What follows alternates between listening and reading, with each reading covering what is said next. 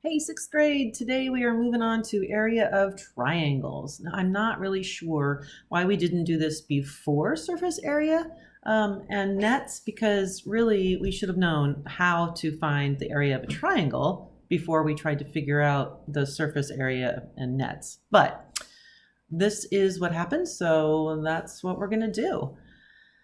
Area of triangles. So you're going to need a calculator possibly for this. And we're just going to go through the formula and why it is what it is. We're going to start with the very top here, and we're going to look at the key concept. So the concept is a triangle is half of a quadrilateral. A quadrilateral is a four-sided figure. So think quads. Your quad has four wheels. This is a four-sided figure. So the formula for finding the area of a triangle is half of the formula for finding the area of a square or a quadrilateral. And when you draw it out,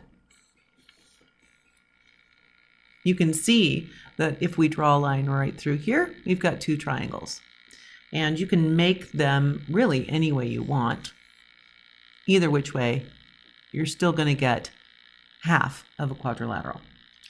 That's why our formula is area is equal to 1/2 of the base times the height. So let's take a look at our practice problems. We're going to find the area of each of the triangles. We want the height. So when we look at, say, problem number 1, they've given us an extra number that we don't need to deal with. So this is sort of a distractor. What we need to deal with is the height, because this is actually called the hypotenuse, and that's not going to help us find the area at all. We have the base here, and we have the height, and that's all we need to be able to figure this out. So we're going to write our formula so that we can remember it. Area is equal to 1/2 of the base times the height. In this case, we don't even need to use a dot to symbolize multiplication. Putting these two letters together implies that you are multiplying. So, half of the base. The base in this case is 4 times the height, which is 8. When you are solving for area, you can do a couple of things. You can take half of 4 times 8, or you can take half of 8 times 4, or you can take half of 4 times 8. It doesn't matter either which way, you're going to get to the right answer. I'm going to start with half of 4. It's a number that I know. Half of 4 is 2. So 2 times 8 is what I'm looking at. And 2 times 8 then is 16. Okay. They haven't told us what we're measuring this in. It's not centimeters, inches, feet, nothing. However, we still have to say that this is 16 units squared. We don't know what units, but we know that they are 16 square units. Area is always measured in square units. Okay, knowing that, let's look at number 2. So again, this is a distractor. This is the measurement of the hypotenuse. It's not going to help us at all. What we need is the height, and we need the base. So we're going to write our formula. Area equals 1/2 of the base times the height. When I fill in my numbers, I can see that half of 3 times 4 is what we're looking for. I don't know half of 3. I do, but it's not easy to work with. I'm going to take half of 4 instead, because that's a whole number and it's much easier to work with. So half of 4 again is 2. So we've got 3 times 2. That means our area for this particular triangle is 6. 6 square units. We definitely need to put that in there. You can write units out all the way, or you can write it this way, so long as you don't forget to include the units, whatever they happen to be. Okay. Where's our distractor on number 3? Again, it's the hypotenuse. We don't need that number. We need the height, which is 8, and we need the base, which is 20. So our area is equal to 1/2 of the base times the height. So our base is 20. Oops, let me do the half.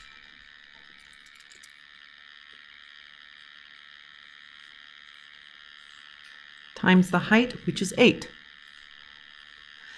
In either case, these numbers, both of these numbers are easy to split in half.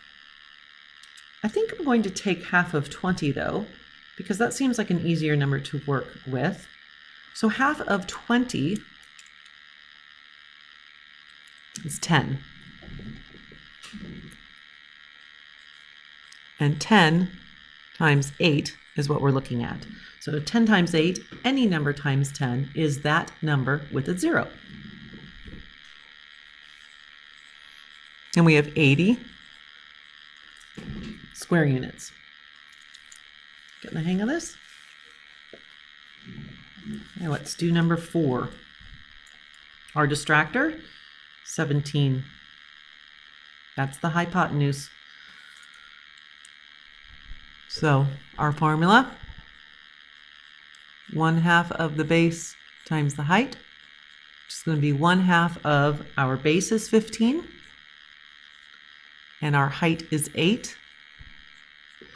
So 8 is an even number. Finding half of 8 is easy. It is a whole number. We don't have to deal with any decimals. So we're going to take half of, oh nope, I've already found half.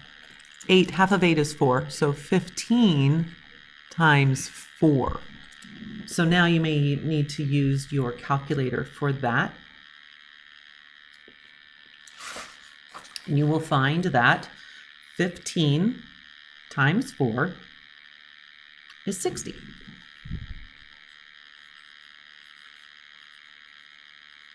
$60 square units.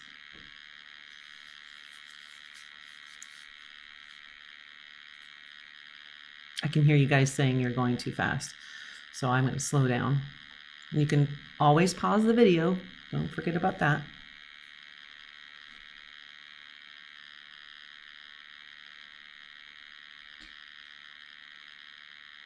Okay, let's take a look at this next one then.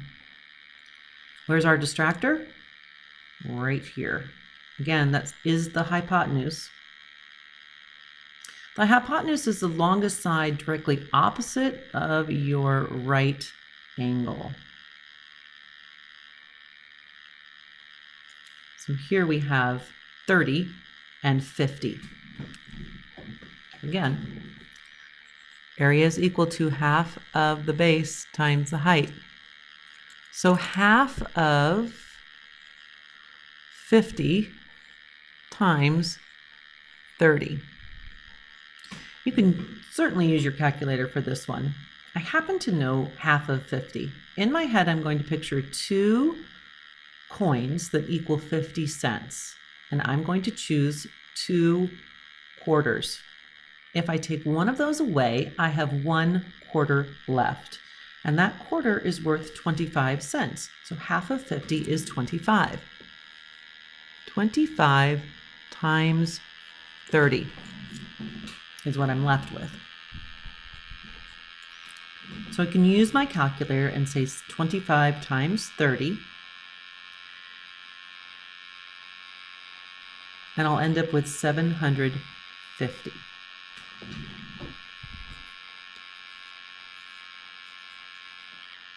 Square units.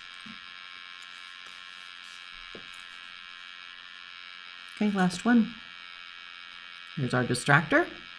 That is the hypotenuse, which is opposite of this right angle. We have 12 times 12 then. Area equals half of the base times the height, which is going to be half of 12 times 12. So half of 12 is 6. And 6 times 12, you can use your calculator.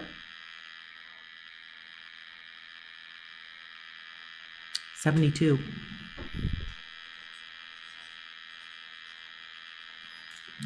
Okay.